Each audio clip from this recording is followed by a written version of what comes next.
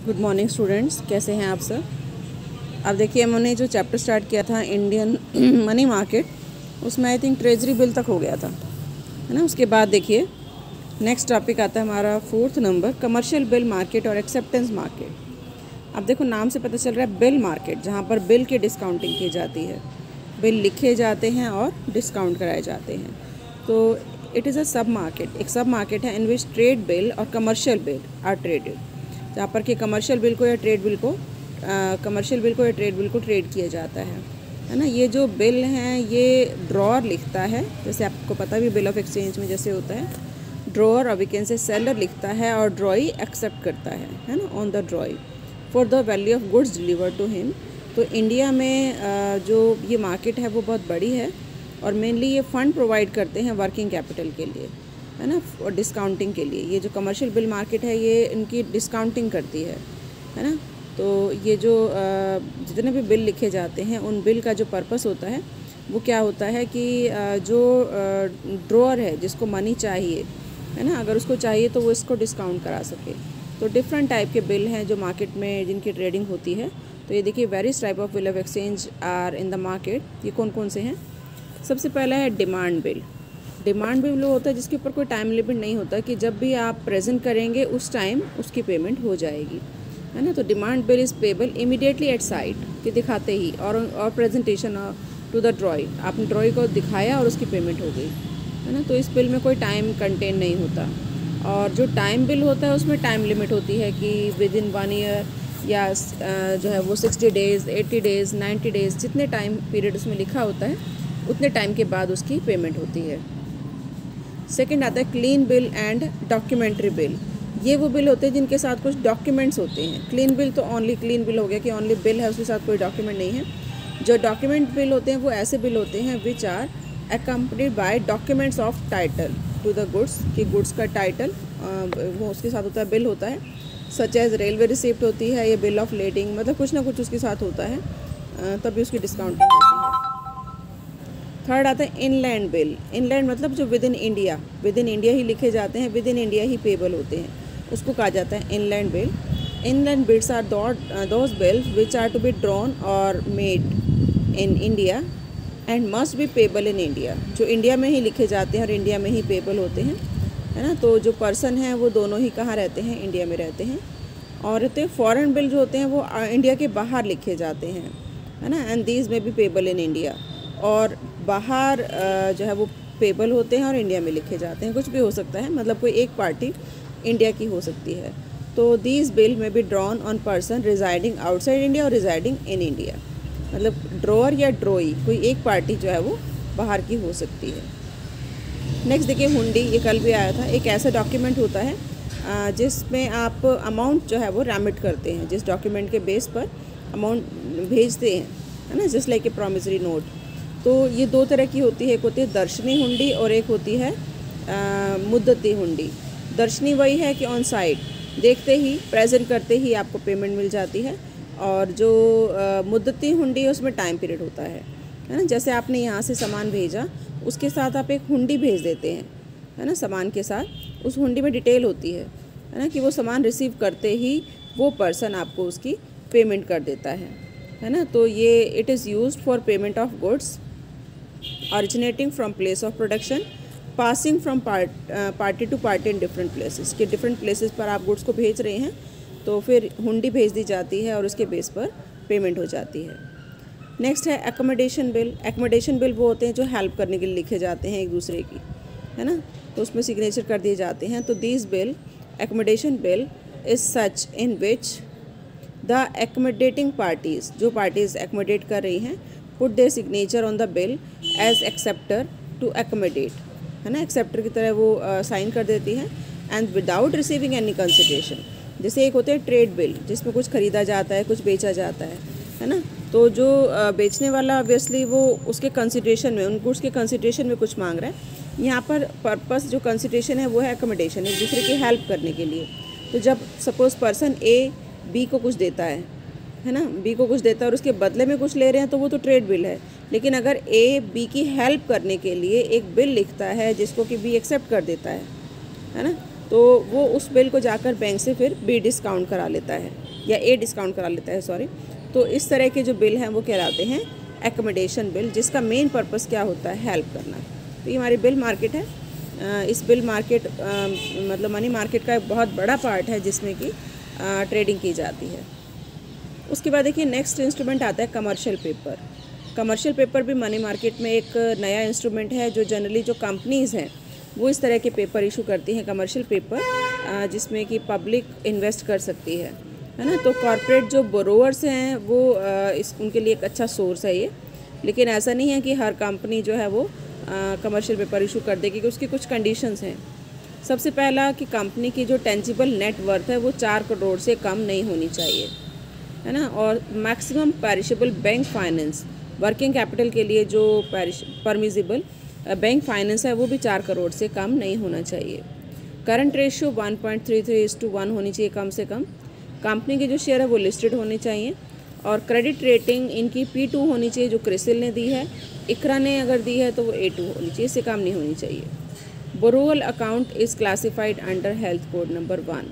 तो ये कंडीशंस अगर पूरी होती हैं तो ही कंपनी जो है वो कमर्शियल पेपर इशू कर सकती है। आप देखिए ये कुछ और भी कंडीशंस हैं इसके अलावा कि जो मैच्योरिटी पीरियड है कमर्शियल पेपर का वो 30 डेज़ से 1 ईयर के बीच में होना चाहिए। वैसे भी मनी मार्केट का इंस्ट्रूमेंट है तो 1 साल से मैच्योरिटी ज़्यादा हो ही नहीं सकती, है ना। तो जो मैच्योरिटी डेट है, अगर उस दिन हॉलीडे है, उस दिन छुट्टी है, तो वो उससे पहले वाला जो दिन होगा, है ना, तो उस डेट पर इसकी पेमेंट हो जाएगी। डेनोमिनेशन इसका जो है वो 5 लाख के मल्टीपल में होना चाहिए, है ना, मिनिमम। और जो total amount propose to be issued should be within 2 weeks from the date on which proposal taken on record by the bank. Ceiling दे रखा है, the aggregate amount that can be raise by commercial paper by the company 100% of working capital credit limit as announce in 1995। Aggregate amount जो है वो working capital के 100% से ज़्यादा का ये इशू नहीं कर सकते, है ना। और mode of issue promissory note की तरह ही होता है। This paper issued in form of promissory note and should be negotiable by endorsement. Endorsement के द्वारा ये नेगोशिएबल होता है। इशू एक्सपेंडिचर में क्या क्या आता है, dealers fees, rating agency fees या जो अदर खर्चे होते हैं वो इसके अंदर आते हैं। प्रोसीजर फॉर इशू कि जो ये इशू किया जाता है इसमें हमें RBI एक परफॉर्मा मतलब इशू करती है, वो फिल करना होता है। वर्किंग कैपिटल की रिक्वायरमेंट कंपनी को देखनी होती है। फिर बैंक स्क्रूटनाइज करते हैं और देखते हैं कि क्या वो सारी फॉर्मेलिटी को पूरा करते हैं या नहीं करते, है ना। तो मर्चेंट बैंकर के थ्रू भी कमर्शियल पेपर इशू करा सकते हैं और ख़ुद भी करा सकते हैं। तो जो भी इन्वेस्टर है वो जितना अमाउंट कंपनी ने कहा है उतना पे करके इन पेपर्स को परचेज़ कर सकता है, चाहे वो कंपनी से डायरेक्ट परचेज़ करे या मर्चेंट बैंकर से परचेज़ करे। उसके बाद इन्वेस्टर कौन हो सकता है, कोई भी इंडिविजुअल, कोई भी बैंक, कोई भी कंपनी या कोई भी रजिस्टर्ड कॉरपोरेट सेक्टर, वो भी, या अनइनकॉर्पोरेटेड बॉडीज़ भी कमर्शियल पेपर को परचेज़ कर सकती हैं। करंट पोजीशन दी हुई है कि outstanding amount of current paper जो 39,797 ये था मार्च 31, 2017 में, और अब ये बढ़कर काफ़ी मतलब अमाउंट जो है वो काफ़ी बढ़ चुका है। इसमें भी काफ़ी इन्वेस्टमेंट हो रही है। और जैसे बताया कि ये जो रेंज है ना, वो 5.90 से 14.92% हो चुकी है 2016-17 में। तो ये था कुछ कमर्शियल पेपर के बारे में कि जो कमर्शियल पेपर हैं उसमें भी इन्वेस्टमेंट कर रहे हैं इन्वेस्टर्स, और कंपनी भी इसको इशू कर रही हैं। उसके बाद देखिए नेक्स्ट इंस्ट्रूमेंट आता है सर्टिफिकेट ऑफ डिपॉजिट, CDs जिसको हम बोलते हैं, है ना। तो जो CD है वो क्या है, एक document of title to depositor of fund that remain in deposit at a bank. जो बैंक में एक स्पेसिफाइड पीरियड के लिए डिपॉजिट रहता है और इसके बदले में आपको क्या मिलता है, इंटरेस्ट मिलता है। लेकिन इसका सबसे बड़ी ख़ास बात यह है कि ये बेरर डॉक्यूमेंट है, मतलब जो इसका होल्डर है वो इसका ऑनर हो जाएगा, और रेडिली नेगोशिएबल एंड मार्केटेबल है कि आप इसको एनकैश भी करा सकते हैं, आप आपस में एक दूसरे को सेल कर सकते हैं। तो बैंकर और इन्वेस्टर दोनों को ही इससे बेनिफिट है कि बैंकर को मतलब पहले से प्री मैच्योर नहीं करना पड़ता।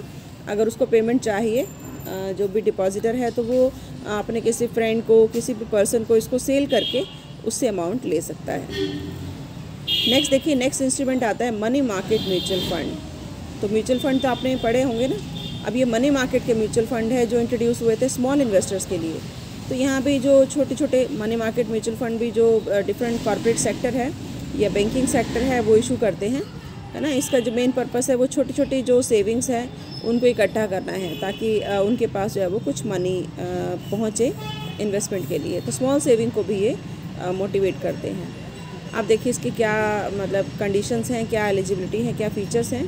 सबसे पहले eligibility criteria for setting up MMF, कि जितने भी शेड्यूल्ड कमर्शियल बैंक हैं या पब्लिक सेक्टर के बैंक हैं या एग्जिस्टिंग म्यूचुअल फ़ंड हैं, सब्सिडरीज़ हैं, वो इस तरह का मनी मार्केट म्यूचुअल फ़ंड अपने यहाँ एस्टेब्लिश कर सकते हैं, सेट कर सकते हैं। ऐसी कोई रिस्ट्रिक्शन नहीं है मिनिमम साइज़ की कि कितना होना चाहिए। सब्सक्राइबर इंडिविजुअल इंक्लूडिंग NRIs, कि इंडिविजुअल भी इसको सब्सक्राइब कर सकते हैं और NRIs भी कर सकते हैं। लेकिन जो NRIs हैं वो डिविडेंड इनकम को तो बाहर लेके जा सकते हैं, है ना, इम्पैट्रिएबल है, लेकिन प्रिंसिपल अमाउंट को वो अपनी कंट्री से बाहर नहीं लेके जा सकते। मिनिमम साइज़ ऑफ इन्वेस्टमेंट के लिए ऐसा कोई क्राइटेरिया नहीं है, फ्री है सिंगल इन्वेस्टर। और investment objective and policies, investment objective और जो पॉलिसीज़ हैं should be laid down the sponsor bank. जो स्पॉन्सर बैंक है वो खुद ही डिसाइड करेगा कि कहाँ उसको इन्वेस्ट करना है। और MMF जो है वो can invest the available resources कहीं पर भी, जैसे ट्रेजरी बिल में, call money market, commercial bill, commercial paper, मतलब जो शॉर्ट टर्म की सिक्योरिटीज़ हैं, सर्टिफिकेट ऑफ डिपॉजिट, इसमें वो इन्वेस्ट कर सकता है। लॉक इन पीरियड इसका पहले 46 डेज़ था, जो 98 में कम करके 15 डेज़ कर दिया गया है ना। और उनको जो है वो required to keep distinct and separate account बनाने पड़ते हैं इंस्टीट्यूशंस के लिए।